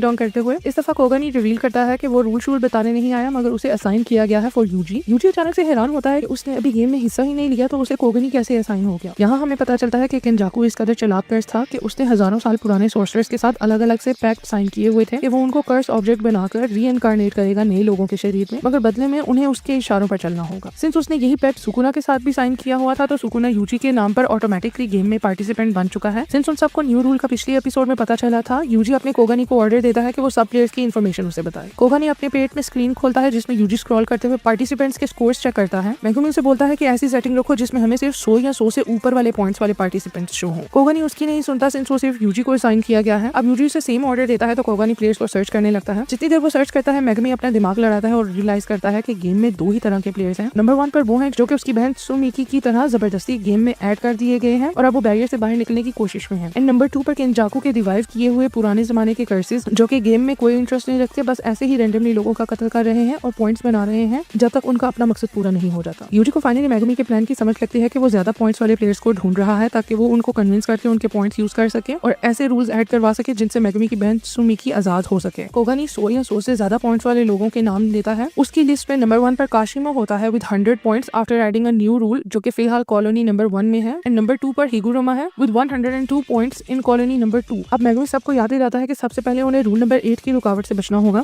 पैंडा को रूल्स ही नहीं याद हमारी तरह, इसलिए मेगुमी उसे याद दिलाता है कि रूल नंबर 8 के अनुसार अगर कोई 19 दिन के अंदर अंदर गेम में अपने पॉइंट्स नहीं बढ़ाता तो उसकी कर्स टेक्निक उससे छीन ली जाएगी जिससे उसकी मौत वाक़या हो जाएगी। लिहाजा उन्हें जल्द ही जल्द गेम में हिस्सा लेना होगा। मेगुमी का प्लान है कि वो ऑलरेडी किल पॉइंट्स वाले लोगों से भीख मांगे और नया रूल ऐड करवाए। गेम में कत्ल न करने के लिए उसका सबसे पहला पॉइंट ये है कि वो ऐसा रूल ऐड करें जिसके अनुसार वो अपने पॉइंट्स एक दूसरे को ट्रांसफर कर सके ताकि कुछ लोग कत्ल किए बगैर ही पॉइंट्स हासिल करने और कत्ल होने से बच जाए। मेगुमी बहुत ही हाई हॉर्स पर चढ़ जाता है और बोलता है कि हम एक और रूल भी ऐड करवाएंगे इसके बाद कि प्लेयर्स अपने पॉइंट्स इस्तेमाल करके गेम को लीव कर दे। अगर उसे याद दिलाता है कि ये रूल पास नहीं होगा सिंस गेम के जनरल रूल में एक रूल ये भी है कि अगर कलिंग गेम में कोई रुकावट डालने वाला रूल किसी ने ऐड करने की कोशिश की तो उसका रूल एक्सेप्ट नहीं होगा। मेगुमी उससे एग्री करता है और प्लान करता है कि वो लोग इस रूल को पास करवाने के लिए एक कंडीशन रखेंगे। उस कंडीशन के मुताबिक वो लोग लीव करने के लिए अपनी जगह एक नॉन प्लेयर को रिक्रूट कर जाएंगे, यानी कि अगर वो गेम अपने पॉइंट्स यूज करके लीव करना चाहते हैं तो वो लीव कर सकते हैं, मगर उनकी जगह एक नॉन प्लेयर को ऐड कर दिया जाएगा गेम में। और उसे लगता है कि अगर वो ये कंडीशन रखेगा तो उसका रूल जरूर पास हो जाएगा। अब लास्टली मेगुमी तय करता है कि उन सबको मिलकर एंजल को ढूंढना है जो कि गोजो को अनसील करने में मदद करे और काशिमो और हिगुरोमा को ढूंढना है ताकि उनके पॉइंट से न्यू रूल्स ऐड करवा सके। वो सब बैरियर्स की ओर चल देते हैं। रास्ते में यूजी अपने कोगानी को स्क्रॉल करता है और सबको टेंशन में बताता है कि यहाँ एंजल नामी कोई प्लेयर ही नहीं है। मेगुमी उसे समझाता है कि बुद्धू वो जिस शरीर में नया जन्म लेकर आई है वो उसी नाम से कलिंग गेम का हिस्सा होगी, जैसे कि सुकुना अब यूजी के नाम पर गेम का पार्टिसिपेंट बना हुआ है। यूजी कहता है कि होपफुली वो उसे कॉलोनी नंबर 2 में मिल सके सिंस टेंगिन की जानकारी के मुताबिक वो वही है। अब नेक्स्ट हाकरी सबको टीम्स में डिवाइड करता है। वो अपने आप को पैंडा के साथ टीम अप करते हुए कॉलोनी नंबर 2 में जाने के लिए वॉलंटियर करता है ताकि वो काशिमी को स्पेशली फेस कर सके, क्योंकि उसे ऐसा लगता है कि काशिमी काफी खतरनाक और स्ट्रॉन्ग हो सकता है सिंस उसने 40 लोगों को अभी से कत्ल कर दिया है और 200 पॉइंट्स ऑलरेडी बना लिए हैं, जिनमें से 100 पॉइंट्स यूज करके उसने एक नया रूल भी ऐड कर दिया है। और वो पैंडा को असाइन करता है कि वो एंजल को ढूंढे since he has a good nose to sniff around and find people. वो यूजी और मेगुमी को कॉलोनी नंबर 1 असाइन करता है to hunt down Higuruma. Kirara को ऑर्डर देता है कि वो बैरियर के बाहर ही रहे ताकि बैरियर के बाहर के हालात पर वो नजर रख सके। किरारा बुरा मान जाती है और उसे लगता है कि हकारी उसे प्लान में इंक्लूड नहीं कर रहा। वो उसे बताता है कि मेरी जान तुम तो हमारी इन्फॉर्मेंट बनोगी, क्योंकि यूटा कब से बैरियर्स के अंदर गया हुआ है मगर उसने कोई राब्ता नहीं किया, जिससे ये बात जाहिर हो जाती है कि बंदा बैरियर्स के बाहर राब्ता नहीं कर सकता। इससे ये बहुत जरूरी है कि किरारा बाहर ही रहे और बाहर के हालात पर नजर रखे। यूजी को एक बार फिर से खौफ आता है कि उसे मेगुमी के साथ अकेला छोड़ रहे हैं सब। उसे शक है कि अकेला होने पर सुकुना उस पर कब्जा करके मेगुमी का फायदा उठाने की कोशिश करेगा, इसलिए वो उसके साथ अकेले नहीं रहना चाहता और बोलता है कि उन्हें कॉलोनीज में सेपरेटली जाना चाहिए। मेगुमी उसकी फ्रेंडली वे में बेइज्जती करता है और कहता है कि चुप कर जाओ, हमारे एल्डर्स ने जो हमारे लिए तय किया है हम उससे इनकार नहीं कर सकते। अब बैरियर्स की ओर जाते हैं सब, जहाँ हमें शो होता है कि उनके पास 7 दिन है to save Tsumiki and bring her out of the barrier, वरना वो गेम में जबरदस्ती इंक्लूड कर दी जाएगी। अब हमें बैरियर नंबर 1 के अंदर के मंजर दिखाए जाते हैं जहाँ कुछ रूकी प्लेयर्स नए बंदे की तलाश में है ताकि वो अपने पॉइंट्स बढ़ा सके और मरने से बच सके। कोगानी भी यूजी यूजी लोगों को अंदर घुसने से पहले वार्निंग देता है कि एक दफा बैरियर के अंदर चले गए तो बाहर नहीं निकल पाओगे और गेम में हर हाल में खेलना पड़ेगा, यानी उन सबको कत्ल करना होगा फॉर पॉइंट्स। बैरियर के अंदर जाने से पहले मेगमी यूजी को पहले ही सावधान कर देता है to not expect much from Higuruma and Kashimo. वो डिटेल में एक्सप्लेन करता है कि चांसेस आर कि उनके दोनों बंदे हजारों साल पुराने सोर्सरर्स हों, और ये तो सबको मालूम है कि पुराने दौर के सोर्सरर्स के ख्यालात और हुआ करते थे, कैजुअली वॉर्स में हिस्सा लिया करते थे और कत्ल वगारे तो बहुत आम था उनके लिए। मेगमी को ये भी लगता है कि कुछ सोर्सरर्स शायद ऐसे हों जो कि जानकर लड़ाई के वक्त जान बहक होना चाहते हों to earn an honourable title before death. लिहाजा उन्हें ये सब ध्यान में रखते हुए हिगुरुमा और काशिमो से ज्यादा उम्मीद नहीं करनी चाहिए कि वो उनकी कोई मदद करने वाले हैं, मगर वो लोग आज के दौर के सोर्सरर्स को अपनी साइड लगाकर इन्फॉर्मेशन हासिल कर सकते हैं सिंस उनके हालात सेम ही होंगे। वो सब भी इन्हीं की तरह गेम को रोकना चाहते होंगे। ये सब समझते हुए दोनों भाई बैरियर्स में एंटर होते हैं। यूजी अचानक अपने आप को आसमान से गिरता हुआ अकेले पाता है। यहाँ टेंगन की आवाज नरेट करती है कि कर्लिंग गेम ने जनरल रूल्स में ये नहीं बताया था कि प्लेयर्स अपनी मर्जी का चूज किया हुआ बैरियर तो एंटर करेंगे, मगर गेम अपनी मर्जी से उन्हें अपनी 9 सेलेक्ट की हुई लोकेशन में से किसी एक में भेजेगी। यूजी का सामना तुरंत उन्हीं रूकी प्लेयर से होता है जिनमें से यंग लड़का यूजी को पहचान लेता है। उस ग्रुप की लड़की यूजी पर हमला करती है और उसको बिल्डिंग से गुजारते हुए मारती है। हैरान हो जाती है ये देखकर कि यूजी का बाल भी बाका नहीं हुआ, जबकि कोई आम इंसान अगर होता उसकी जगह तो उसकी तो चटनी बन चुकी होती इस हमले में। ग्रुप की बात समझ जाता है कि यूजी कोई मामूली बंदा नहीं है। दूसरी तरफ मेगमी अपने आप को गलियों के बीच में खड़ा पाता है in front of a very ड्रामेबाज लड़की जो कि मेगमी पर इल्जाम लगाती है कि उसने उसे चमाटा मारा है। मेगमी खामोशी से खड़ा होकर रियलाइज करता है कि गेम में कोई भी पार्टनर्स बनकर नहीं एंटर हो सकते, यानी हकारी भी पैंडा से बिछड़ गया होगा इस वक्त। उसका नूई नाम का शिकिगामी भी चक्कर काटकर वापस आता है, जिससे उसे समझ लग जाती है कि यूजी उससे काफी दूर हो चुका है कि नूई भी उसे अब ढूंढ नहीं सकता। वो उस लड़की को भी बोलता है कि कम ड्रामे लगाओ क्योंकि उसने मेगमी पर पहले अटैक किया था, इसलिए मेगमी ने उसे मारा। वो उससे फौरन हिगुरुमा का पूछता है। दूसरी तरफ यूजी का सामना पहले ओपोनेंट के हस्बैंड से होता है जिसके सर पर प्रोपेलर लगा होता है जो कि उसे उड़ने में मदद देता है डोरेमोन की तरह। यूजी आसानी से उनके अटैक्स डॉज करता है और बिल्डिंग के अंदर घुस जाता है ताकि उस आदमी को अच्छे से कंट्रोल कर सके। यूजी झटपट से अंदाजा लगाता है कि इनके बाल ही इनकी टेक्निक का मेन हिस्सा है, इसलिए वो उस आदमी के सर पर इतने जोर से मुक्का दे मारता है कि उसका प्रोपेलर टूट जाता है। यूजी के हाथ से भी खून निकलता है जिससे आदमी को लगता है कि यूजी मरने वाला है और उसके किल पॉइंट्स उस आदमी को मिलने वाले हैं। यूजी एकदम से उसके अखरोट पर उसे किक करता है और उससे हिगुरुमा का पूछता है, मगर वो आदमी बेहोश हो जाता है जैसे कि मर ही गया हो। अब यहाँ उनके ग्रुप का तीसरा बंदा आता है जो कि यूजी को उसके नाम से पुकारता है। दूसरी तरफ वो ड्रामे करने वाली लड़की मेगमी की मदद करने को तैयार हो जाती है, मगर उसके बदले में वो मेगमी को अपना बॉडीगार्ड बनने को कहती है ताकि वो इतनी आसानी से कत्ल ना हो जाए। मेगमी भी ऑफर एक्सेप्ट कर देता है since he is desperate to find Higuruma. Yuji को वो लड़का उसके नाम से पुकार कर कहता है कि उसे पता है कि हिगुरुमा कहाँ है और वो उसकी हिगुरुमा को ढूंढने में मदद करने को तैयार है। दूसरी तरफ मेगमी सोच रहा होता है कि वो यूजी की तरह नहीं है, वो हिगुरुमा के सारे 100 पॉइंट्स खुद ही हड़पना चाहता है। ड्रामे करने वाली लड़की मेगमी को बोलती है कि मुझे यू कहकर पुकारना बंद करो और मुझे मेरे नाम से पुकारो जो कि रेमी है। मेगमी अब रेमी से पूछता है कि क्या वो भी एक पुरानी सोर्सर है। वो इस बात का माइंड करते हुए बताती है कि वो आज के दौर की ही बंदी है, मगर गेम ने उसे खेलने पर फोर्स किया है। जो एवरेज लोग थे उन्हें पहले से ही गेम से निकाल दिया गया था, मगर जो लोग उसकी तरह इन्हीं कॉलोनीज में पहले से ही मौजूद थे उन्हें गेम ने ऑटोमेटिकली पार्टिसिपेंट बना दिया था सिंस डे 1, यानी वो पिछले 12 दिन से गेम में ही सर्वाइव कर रहे हैं। दूसरी तरफ यूजी उस लड़के से इंट्रोडक्शन मांगता है। वो बताता है कि उसका नाम अमाई है और वो यूजी को उसके मिडिल स्कूल से जानता है क्योंकि यूजी हमेशा से स्कूल में पॉपुलर रहा है। अब साइड बाय साइड रेमी और अमाई मेगुमी और यूजी का गाइड बनकर उन्हें हिगुरुमा के पास लेकर जाते हुए दिखाई देते हैं। अमाई यूजी को बताता है कि हिगुरुमा इकिबुकुरो नाम के इलाके में है, जबकि रेमी मेगुमी को बताती है कि हिगुरुमा शिंजुकू नाम के इलाके में है। और यही ये एपिसोड खत्म होती है। आगे क्या होगा वो देखने के लिए मेरे चैनल को सब्सक्राइब करें for more updates and explanations for the next episodes and the explanations of the next episodes. मिलते हैं नेक्स्ट वीडियो में।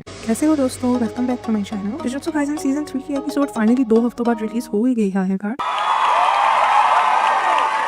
हिगुरुमा को एज करके फाइनली उन्होंने उसे एनिमेट कर ही दिया है इस एपिसोड में। तो चलिए ये एपिसोड स्टार्ट करते हैं जो कि हिगुरुमा के इंट्रोडक्शन पर बेस्ड है, जिससे यूजी लोग ढूंढने निकले हैं कलिंग गेम में, क्योंकि उसने कलिंग गेम में अभी से ही 100 पॉइंट्स बना लिए हैं, यानी 20 लोगों को उसने कत्ल भी कर दिया है। तो एपिसोड की शुरुआत हिगुरुमा से होती है जो कि एक क्रिमिनल डिफेंस अटॉर्नी का काम करता है। वो विलिंगली सिर्फ ऐसे केसेस लेता है जिनमें बंदों को रॉन्गली एक्यूज किया गया हो या उन्हें फ्रेम करके क्रिमिनल बना दिया गया हो, because he really wants to be the voice of the truly innocent. फिलहाल उसने एक केता ओए नामी लड़के का केस लिया है। वो जेल में उसकी स्टेटमेंट लेने जाता है, जिसके दौरान केता सिर्फ यही बताता है कि पुलिस उसके ऊपर गैंग अप कर रही थी, जबकि उसे सिर्फ अपनी बिल्ली की फिक्र थी जिसे वो अपने अपार्टमेंट में अकेले छोड़ाया था। उसे ये फिक्र थी कि उसकी बिल्ली भूखी ना मर जाए, क्योंकि उसके अपार्टमेंट बिल्डिंग में पेट्स अलाउड नहीं थे, जिसकी वजह से उसने अपनी बिल्ली को छुपाया हुआ था, यानी उसके सिवा कोई नहीं था जानता कि उसके अपार्टमेंट में एक बिल्ली भी है। अब हिगुरुमा प्रॉपर्ली अपने केस के इंट्रोडक्शन ओपन करता है नरेशन में। वो बताता है कि 2016 में मोरियोका नामी शहर में एक यंग लड़की और उसकी मां को किसी ने चाकू से कत्ल कर दिया था। मोरियोका के प्रोसिक्यूटर्स ने इन्वेस्टिगेशन के दौरान एक केता ओए नामी लड़के को अपना नंबर 1 सस्पेक्ट बनाया और उसे अरेस्ट कर लिया। पुलिस ने उस पर शक किया क्योंकि वो मर्डर साइट के करीब था, और जब पेट्रोल करने वाली पुलिस ने उसे सवाल जवाब करना चाहे मर्डर के बारे में तो वो वहां से भाग निकला। जब पुलिस ने उसके घर तक उसका पीछा किया, उन्हें उन्हें उसकी वॉशिंग मशीन से एक खून से भरा हुआ चाकू मिला, जिसकी वजह से उन्होंने उसे फौरी तौर पर अरेस्ट कर लिया। जल्दी फोरेंसिक टेस्ट ने डीएनए एनालिसिस के थ्रू प्रूव कर दिया कि जो चाकू केतो से बरामद हुआ है उस पर खून डेड विक्टिम्स का ही लगा हुआ है, जिसकी वजह से उसे पकी जेल हो गई under the serious offence of murder and robbery. जब कन्फेशन की बारी आई तो केतो ने सारी एक्यूजेशंस को डिनाई करते हुए बोला कि उसे चाकू सड़क पर से मिला था। उसने भलाई का सोचते हुए उसे उठा लिया ताकि पुलिस को देकर उनकी केस में मदद कर सके, मगर वो बेचारा खुद ही फंस गया इस चक्कर में। अचानक से हिगुरुमा की असिस्टेंट शिमिजू हिगुरुमा की इस स्टेटमेंट को सुनकर बोलती है कि केतो पर यकीन करना बहुत ही मुश्किल है ऐसी सिचुएशन में, और हिगुरुमा को कोसती है कि उसने पूरा केस ही ले लिया उसका। शिमिजू को ये भी लगता है कि केतो पहली दफा पुलिस से इसलिए भागा था क्योंकि वो डेफिनेटली गिल्टी था। इस बात पे हिगुरुमा आर्ग्यू करता है केतो के डिफेंस में, क्योंकि केतो की स्टेटमेंट कलेक्ट करने पर उसे पता चला था कि केतो के पास में उसका दोस्त ड्रग्स के चक्रों में इन्वॉल्व था और पुलिस उसे भी पकड़ कर ले गई थी फॉर रॉन्गफुल क्वेश्चनिंग। लिहाजा उसे लगता है कि ये इवेंट उसके लिए ट्रॉमा बन गया है, जिसकी वजह से वो इस बार डरकर भाग गया जब पुलिस ने उसे क्वेश्चनिंग करनी चाहिए। शिमिजू कहती है कि अगर उसे इतना ही ट्रॉमा था तो उसने मर्डर वेपन उठाया ही क्यों इन द फर्स्ट प्लेस, और उसे छुपाया ही क्यों अपने पास। लाइक अ गुड अटॉर्नी हिगुरुमा केतो की कही हुई बात पर बिलीव करता है कि उसने पुलिस की मदद करने की इंटेंशन से ही मर्डर वेपन सिक्योर किया था अपने पास। हिगुरुमा ये भी बताता है कि उसे केतो इसलिए इनोसेंट लगता है क्योंकि उसने केतो का बैकग्राउंड सर्च किया, जिसके थ्रू उसे मालूम पड़ा कि वो एक नॉन प्रॉफिट ऑर्गेनाइजेशन के लिए काम करता है जो कि बूढ़े लोगों को शेल्टर एंड केयर प्रोवाइड करती है। केतो ऐसी जगह काम करता है जहाँ उसे कोई सैलरी नहीं मिलती, बस 2 वक्त की रोटी और कभी-कभार बिजनेस का बोनस मिल जाता है। सर्च के दौरान हिगुरुमा को ये भी पता चला था कि उसकी नॉन प्रॉफिट ऑर्गेनाइजेशन अपने एम्प्लॉयज के साथ बहुत ही क्रूअल है, क्योंकि वो अपने एम्प्लॉयज को सैलरी नहीं देती मगर उनसे हर महीने 50,000 येन उनकी रेजिडेंसी का रेंट के तौर पर कलेक्ट करती है। हिगुरुमा को केतो की बातों पर और भी यकीन है क्योंकि जेल में उसकी स्टेटमेंट लेते हुए उसे पता चला था कि केतो को उसका मर्डर वेपन पुलिस के हवाले करने में देर क्यों लगी और उसने आखिरकार उसी वक्त पुलिस को क्यों नहीं कॉल की जब उसे वेपन मिला। केतो एक बहुत ही रिस्पॉन्सिबल रेजिडेंट था अपनी बिल्डिंग का रूल था कि रेजिडेंट्स पुलिस या एम्बुलेंस नहीं बुला सकते बिल्डिंग में, क्योंकि उनकी वजह से सारे नेबर्स डिस्टर्ब हो सकते हैं। केतो ने यही रूल फॉलो करते हुए पुलिस को नहीं बुलाया और सोचा कि सुबह वही पुलिस स्टेशन जाकर वो वेपन टर्न इन कर देगा, मगर उससे पहले ही पेट्रोल पुलिस ने उसका काम खराब कर दिया, जिसकी वजह से वो किसी और के हिस्से की चक्की पीस रहा है। हिगुरुमा को केतो की नॉन प्रॉफिट ऑर्गेनाइजेशन पर भी शक है, क्योंकि काफी non profit organisation most of the times criminal activity से ही अपनी रोजी रोटी बनाती हैं, और साथ ही उसे ये कोई कोइंसिडेंस नहीं लगता कि मर्डर वेपन ऐसे ही कैजुअली केतो की बिल्डिंग के पास ही पड़ा हुआ मिला केतो को। इन सब चीजों को जहन में रखते हुए हिगुरुमा को केतो इनोसेंट लगता है, लिहाजा वो डिसाइड करता है कि वो उसकी नॉन प्रॉफिट ऑर्गेनाइजेशन की एक्टिविटीज और उनकी टैक्स फाइलिंग को इन्वेस्टिगेट करेगा। वो शिमिजू को टास्क देता है कि वो केतो की रेजिडेंट की बिल्डिंग के सारे रेजिडेंट्स के बैकग्राउंड सर्च करे और वो खुद ऑर्गेनाइजेशन की छानबीन और केतो से मजीद इन्फॉर्मेशन निकलवाने की जिम्मेदारी लेता है। हिगुरुमा इज सो केयरिंग कि वो अपने ऑफिस से निकलते हुए शिमिजू को केतो की कैट का ख्याल रखने को भी कहता है, सिंस वो उसी बिल्डिंग में इन्वेस्टिगेट कर रही होगी। अब शिमिजू अपनी सहेली से मिलती है कैफे, जहां वो अपनी करंट सिचुएशन वेंट आउट करती है। उसे लगता है कि पब्लिक डिफेंस पर आगे ही इतना थोड़ा कमीशन मिलता है जबकि काम उन्हें इतना ज्यादा करना पड़ता है, और सेकेंडली उनके लॉ में सेंटेंस को सस्पेंड भी नहीं कराया जा सकता, यानी कि केतो जैसे क्रिमिनल्स जिनको डेथ सेंटेंस मिली है वो लोग किसी सूरत नहीं बच सकते। लिहाजा उसे कोई दिलचस्पी नहीं केतो के केस में और ना ही उसकी पूरी बिल्डिंग के रेजिडेंट्स की इन्वेस्टिगेशन करने में, सिंस पब्लिक उसे पहले ही गिल्टी मान चुकी है। उसकी सहेली ये सब सुनकर हिगुरुमा से प्राइवेट में मिलती है। एक टर्न वो हिगुरुमा की पुरानी कॉलीग है, वो उसे उसके पास्ट केस के बारे में याद दिलाती है, फिर he defended an actual criminal by mistake, क्योंकि उसे सब ही इनोसेंट लगने लग जाते हैं, एंड दैट वन टाइम जहां उसी का क्लाइंट उस पर लैश आउट करने लग गया था। वो उसे बोलते हैं कि अपनी पास्ट की गलतियों से कुछ सीखो and quit being a criminal defence attorney. वो उसे ये भी कहती है कि उसे मालूम है कि वो कमजोर और उन लोगों की आवाज बनना चाहता है जिनकी कोई आवाज नहीं, मगर वो सिर्फ एक लॉयर है, वो ज्यादा से ज्यादा क्या ही कर सकता है, क्योंकि फैसला तो प्रोसिक्यूटर्स इन अदालत ही सुनाती है। इन दी एंड प्रोसिक्यूटर की जेब भी गवर्नमेंट अच्छी भरती है, जिससे वो अपनी इन्वेस्टिगेशन आसानी से करते हैं, जबकि डिफेंस अटॉर्नीज को ऐसे लोगों को डिफेंड करना पड़ता है जिनके पास ना ही पैसा होता है ना ही मेंटल स्टेबिलिटी। इन सब के बावजूद हिगुरुमा अपने क्लाइंट्स की साइड लेते हुए कहता है कि वो उनकी परेशानी को समझ सकता है, रिलेट कर सकता है, इसीलिए उसे कभी बुरा नहीं लगता अगर वो उसके साथ कभी बुरा सलूक कर भी नहीं तो। उसकी कॉलीग पूछती है कि इस सब प्रेशर की वजह से उसकी मेंटल हेल्थ का क्या होगा आखिरकार, लेकिन इसका कोई जवाब नहीं होता हिगुरुमा के पास, यानी कि the damage has already been done. अब अगले सीन में हम देखते हैं कि हिगुरुमा शिमिजू के साथ केतो की रेजिडेंस के आसपास ही होता है इन्वेस्टिगेशन कर रहा। वहाँ उसे स्ट्रीट कैमरास नजर आते हैं जिनकी फुटेज के थ्रू वो केतो को इनोसेंट प्रूव करवा देता है कोर्ट में, क्योंकि फुटेज कंफर्म कर देती है कि केतो बाजू वाले स्टोर में बैठा हुआ खाना खा रहा था जब मर्डर हुआ। शिमिजू खुश हो जाती है एक पल के लिए, मगर हिगुरुमा एकदम डिप्रेस हो जाता है क्योंकि उसे पास्ट एक्सपीरियंस की वजह से पता है कि प्रोसिक्यूटर्स अपील करके तब तक रीट्रायल्स करवाते रहेंगे जब तक केतो को डेथ सेंटेंस ना दिलवा दें। This thought takes a toll on his mental health. वो और शिमिजू केतो को जेल फिर से विजिट करने जाते हैं, जहाँ शिमिजू हल्के फुल्के जोक्स करके टेंशन खत्म करने की कोशिश करती है सिंस मैटर सीरियस हो गया है। केतो हिगुरुमा का शुक्रिया अदा करता है, मगर हिगुरुमा बहुत ही मस्कीन शक्ल बनाकर कहता है कि अभी शुक्रिया अदा मत करो उसका, since they have to go through with the retrial. केतो रोते हुए कहता है कि वो शुक्रिया उसकी सर्विस का नहीं अदा कर रहा, बल्कि इस बात का कर रहा है जहाँ सारी पब्लिक उसके खिलाफ हो गई है, वो वाहिद है जिसने उसका बिलीव किया। अब सीन्स बढ़ते हैं दूसरे ट्रायल की तरफ, जहाँ प्रोसिक्यूटर्स अपनी पॉलिटिकल पावर यूज करते हुए वर्डिक्ट उल्टा करवा देते हैं और केतो को डेथ सेंटेंस दिलवा ही देते हैं आखिरकार, without submitting any new evidence, यानी कि जज सिर्फ उनकी एक्यूजेटरी स्टेटमेंट पर केतो को डेथ सेंटेंस दे देता है। मिड ट्रायल हिगुरुमा रियलाइज करता है कि तीसरा ट्रायल बहुत ही मुश्किल है, सिंस केतो गिल्टी प्रूव कर दिया गया है, जिससे उसे लगता है कि सब कुछ पहले ही फिक्स हुआ था, यानी कि ये पहले ही तय था कि केतो को कोर्ट में गिल्टी प्रूव किया जाएगा, इनोसेंट नहीं। इस दौरान हिगुरुमा को अपनी कॉलीग के साथ की जाने वाली बातें दोबारा याद आती हैं, जिनमें वो एडमिट करता है कि उसे कोई हीरो कॉम्प्लेक्स नहीं है कि वो वीक को प्रोटेक्ट करे, मगर ये उसकी एक बुरी आदत है। जब कोई भी गलत चीज उसकी आंखों के सामने हो रही हो तो उसे नजरअंदाज नहीं कर सकता, और यही आदत उसे ले डूबी है। वो ये भी डिस्कस करता है कि गॉडेस ऑफ जस्टिस अपनी आंखों पर पट्टी बांधती है ताकि उसका फैसला एकदम फेयर हो, जबकि लोग बाकी सब चीजों को नजरअंदाज करने के लिए अपनी आंखों पर पट्टी बांध देते हैं ताकि वो लोग अपने आप को प्रोटेक्ट कर सके। अब भाई ने बात तो एकदम पते की है और वो भी बहुत ही इम्पैक्टफुल। लोगों की हरकत की वजह से वो कभी भी नहीं रोक सकता अपने आप को जब उसके सामने बुराई हो रही हो या कोई मददगार अपना हाथ उसके आगे फैला रहा हो। जब वो इन बातों को रियलाइज कर रहा होता है तो किंजाकू शिबुया इंसिडेंट के दौरान अपनी मैसिव कर्स वेव रिलीज करता है, जिसकी वजह से हिगुरुमा जैसे परेशान और डेस्परेट लोग अपनी कर्स टेक्निक्स अवेक कर लेते हैं। कोर्ट में वो अचानक से गुस्से से जज का हैमर अपने टेबल पर मारता है और सबको कहता है कि वापस आओ, we are having another retrial. इसी दौरान उसकी कर्स टेक्निक अवेक होती है और उसका शिकिगामी उसके पीछे स्पॉन होता है, जिसका नाम जजमैन है। ये इतना पावरफुल शिकिगामी है कि मेगुमी का शिकिगामी इसके सामने मच्छर का पाद लगता है। इसको छोड़ के हिगुरुमा कलिंग गेम में चला जाता है। यहाँ से सीन्स दोबारा कलिंग गेम की ओर आते हैं, जहाँ रेमी और अमाई दोनों हिगुरुमा की अलग अलग लोकेशंस बताते हैं यूजी एंड मेगुमी को, यानी इनमें से कोई एक गलत है, यानी इम्पोस्टर है। इतने में ही हम एक डेंजरस प्लेयर को देखते हैं जिसका नाम रेजी है। वो सुकुना के दौर का इवल सोर्सर है जिसे किंजाकू ने दूसरा जन्म देकर इस गेम में ऐड कर दिया है। वो फिलहाल वेट कर रहा है कि उसकी अपॉइंट की हुई लड़की कब यहाँ बकरा लेकर आएगी उसके लिए, यानी कि इम्पोस्टर रेमी ही है जो कि फिलहाल मेगुमी के साथ है। दूसरी तरफ हमें अमाई का पास दिखाया जाता है, जहाँ वो एक मोटे लड़के को बुली होता देख रहा होता है। वो खुद कुछ नहीं करता उसकी मदद के लिए, बल्कि वेट करता है कि कब वो मोटा बर्दाश्त करना बंद करे और अपने आप को खुद डिफेंड करे पुलिस के अगेंस्ट। इतने में ही यूजी वहाँ आ जाता है। अमाई ने पिछले एपिसोड में यूजी को बताया था कि यूजी उसी के स्कूल से है, मगर यूजी को याद नहीं आती है बात। उसे अमाई इसलिए नहीं याद क्योंकि वो अमाई के साथ से ही गुजर के मोटे लड़के को पुलिस से बचाता है और पुलिस की खूब धुलाई करता है। अमाई की तरह खड़े होकर तमाशा नहीं देखता। वो पुलिस को मारकर वहाँ से चला जाता है, which leaves an impression on अमाई, और अब वो भी यूजी की तरह बनना चाहता है। लिहाजा he is a good person जो यूजी को हिगुरुमा की एग्जैक्ट लोकेशन पर ले जाता है, रिवीलिंग दैट हिगुरुमा की बेस एक थिएटर है। दूसरी तरफ रेमी बहला फुसलाकर मेगुमी को अपनी बेस में ले जाती है, ये बोलते हुए कि वहाँ से हिगुरुमा तक पहुंचना ज्यादा आसान है। बैक टू अमाई साइड, वो यूजी को बताता है कि उसे हिगुरुमा से बहुत डर लगता है क्योंकि हिगुरुमा पिछले 12 दिनों में उसके प्रोपेलर वाले दोस्त की काफी बार धुलाई कर चुका है। यूजी को ये सुनकर हंसी आ जाती है क्योंकि उसने भी कलिंग गेम में आते साथ ही उस प्रोपेलर वाले दोस्त की धुलाई की थी। अब यूजी अमाई को बाहर ही रहने को बोलता है और वो थिएटर के अंदर चला जाता है। दूसरी साइड रेमी मेगुमी को बेस में लाती है, जहाँ रेजी पहले ही उसका इंतजार कर रहा होता है। मेगुमी बिना टाइम वेस्ट किए अपने शिकिगामी स्पॉन करता है। सीन्स हिगुरुमा की तरफ शिफ्ट होते हैं, जिसका बैथटब वाला सीन फाइनली इतने इंतजार के बाद एनिमेट होता है। वो थिएटर के स्टेज पर एक बैथटब में कपड़ों समेत लेटा होता है, which goes to show कि he is a complete changed person now। Yuji को देखने पर वो अजीब बातें चालू हो जाता है और बताता है कि आप उसके लिए कुछ भी नहीं मैटर करता और वो अपने आप को चैलेंज कर रहा है टू डू थिंग्स जो कि वो नॉर्मली कभी भी ना करे। ये बंदा इस हद तक सत्या गया है कि गेम में वो 20 लोगों को कत्ल भी कर चुका है और 100 पॉइंट्स भी बना चुका है। यूजी को मेगुमी की बात याद आती है कि उन्होंने सिर्फ आज के दौर के सोर्सर्स को ही अप्रोच करना है। उसे रियलाइज होता है कि हिगुरुमा की कर्स टेक्निक अभी गेम में ही एक्टिवेट हुई है, इसलिए वो उससे साफ साफ मुद्दे की बात पर आता है। दूसरी तरफ रेजी मेगुमी का टाइम वेस्ट करता है ये पूछते हुए कि क्या उसे मालूम है कि कलिंग गेम है भी क्या चीज। मेगुमी जल्दी में उसे बताता है कि उसे मालूम है कि कलिंग गेम किंजाकू ने चालू की है ताकि वो लोग उन जैसे प्लेयर्स के थ्रू इतनी कर्स एनर्जी इकट्ठी कर सकें, वो पूरे जापान के लोगों को सोर्सर बनाकर दुनिया का सबसे बेहतर एंड सुपीरियर मुल्क बन सके। अभी वो टेंगन की बातों से नहीं बताता और ये बात राज ही रखता है कि टेंगन ने उन सबको बताया हुआ है कि किंजाकू टेंगन को इस्तेमाल करके सारी पॉपुलेशन को सोर्सर बनाने की सोच रहा है। रेजी उसके लिए तालियां बजाता है और पूछता है कि वो तो किंजाकू को भी जानता होगा फिर अगर उसे सब कुछ पता है गेम के बारे में। दूसरी तरफ यूजी हिगुरुमा से मदद मांगता है कलिंग गेम रुकवाने के लिए। वो हिचकिचाते हुए बोलता है कि वो यूजी लोगों को उसके 100 पॉइंट्स यूज करने दे ताकि वो रूल ऐड करवा के किलिंग वाला रूल निकलवा सके, क्योंकि it's inhuman to kill one another for point. Higuruma Yuji को अपने पॉइंट्स इस्तेमाल करने से मना कर देता है और बोलता है कि उसे इस गेम में एक्चुअल पोटेंशियल नजर आ रहा है, यानी कि गेम का मकसद उसे समझ आ रहा है और गेम के रूल भी एकदम गॉडेस ऑफ जस्टिस की तरह फेयर है, जिसकी वजह से वो इस गेम को राइटफुली तरीके से खेलेगा और किल्स देकर पॉइंट्स बनाएगा। दूसरी तरफ रेजी मेगुमी को बताता है कि जिसने भी उसे कलिंग गेम के बारे में बताया है गलत बताया है, क्योंकि कलिंग गेम का मकसद कर्स्ड एनर्जी कलेक्ट करना नहीं है। शायद ये चीज प्लान बी और प्लान सी हो, मगर मेन प्लान कभी भी नहीं। उसे ये बात झूठी 3 रीजंस की वजह से लगती है। Reason 1 is number of players, reason 2 is the strength gap between the players and reason 3 is barrier rules. वो अपने आप को फर्दर एक्सप्लेन करने के लिए एस्टिमेट लगाता है कि अगर 1000 लोग भी 10 कॉलोनीज में इक्वली डिवाइड किए जाए तो हर कॉलोनी में सिर्फ 100 प्लेयर्स होंगे, जिनमें पुराने और पावरफुल सोर्सर्स भी होंगे जैसे कि काशिमो, या फिर न्यू सोर्सर्स होंगे लाइक हिगुरुमा जो कि बाकी लोगों से काफी ताकतवर है। रेजी मेगुमी को बताता है कि इन दोनों ने ही फिलहाल मिलकर 60 लोगों को मार दिया है, तो सोचो हर कॉलोनी में इन जैसा एक न एक सोर्सर तो जरूर होगा और वहाँ के क्या हालात होंगे। यानी इससे ये बात जाहिर हो जाती है कि वीक प्लेयर्स पहले ही मारे जाएंगे पॉइंट्स के चक्रों में। Only strong sorcerers like Higuruma and Kashimo will get to advance. Megumi Reggie को बताता है कि इस बात का उसे पहले से ही डर था और रेजी मेगुमी की अटेंशन में दूसरी ये बात लाता है कि बैरियर्स सबको ट्रांसपोर्ट करके अलग अलग कॉलोनीज में भेज रहे हैं ताकि सब लोग एक ही जगह इकट्ठे न हो जाए। इस दौरान कुछ लोगों की कर्स टेक्निक्स की सेकंड अवेकनिंग हो रही है और कुछ लोग मारे जा रहे हैं। रेजी मेगुमी को कहता है कि अब खुद ही अंदाजा लगा लो, अगर गेम का मकसद कर्स एनर्जी बनाना होता तो इस गेम में इतनी आसानी से इतने ज्यादा सोर्सर्स क्यों मर रहे होते। अगर गेम का मकसद कर्स एनर्जी कलेक्ट करना होता तो वो ऐसे रूल्स न बनाती कि अच्छे से अच्छा सोर्सर ज्यादा से ज्यादा देर तक लड़ाई करे ताकि उनकी रिलीज होने वाली कर्स एनर्जी को गेम कलेक्ट कर सके। दूसरी तरफ हिगुरुमा कलिंग गेम के रूल्स को जस्टिफाई करता है। वो मानता है कि ये थोड़ा अनऑर्थोडॉक्स मेथड है, मगर उसे ये बात अपने पर्सनल एक्सपीरियंस की वजह से अच्छी लगती है कि यहाँ कोई प्रोसिक्यूटर्स और जजेस नहीं बैठे जो अपनी मर्जी चलाए और फैसले सुनाए, बल्कि यहाँ जैसी करनी वैसी भरने वाला सीन है, जो कि हिगुरुमा की नजरों में फाइनली जस्टिस प्रिवेल करती है, क्योंकि मॉडर्न लॉ ने तो उसे एकदम फेल कर दिया है। अब वो यूजी को फाइट के लिए चैलेंज करता है। हिगुरुमा की स्ट्रगल और डेस्परेशन ने उसे इतना स्ट्रॉन्ग सोर्सर बना दिया है कि उसकी कर्स टेक्निक एक्टिवेट होते ही वो अपनी डोमेन को एक्सपेंड करना चालू हो गया है, जिसका नाम डेडली सेंटेंसिंग है। उसकी डोमेन में भी अदालत का सेटअप लगता है जिसमें यूजी को वो तख्तने में खड़ा कराता है। और इसी के साथ ये एपिसोड यहाँ खत्म होता है। ये जानने के लिए कि आगे क्या होगा मेरे चैनल को सब्सक्राइब करें for the next episode, and video अच्छी लगी हो तो उसे लाइक एंड शेयर जरूर करें टू सपोर्ट माय चैनल। मिलते हैं नेक्स्ट वीडियो में।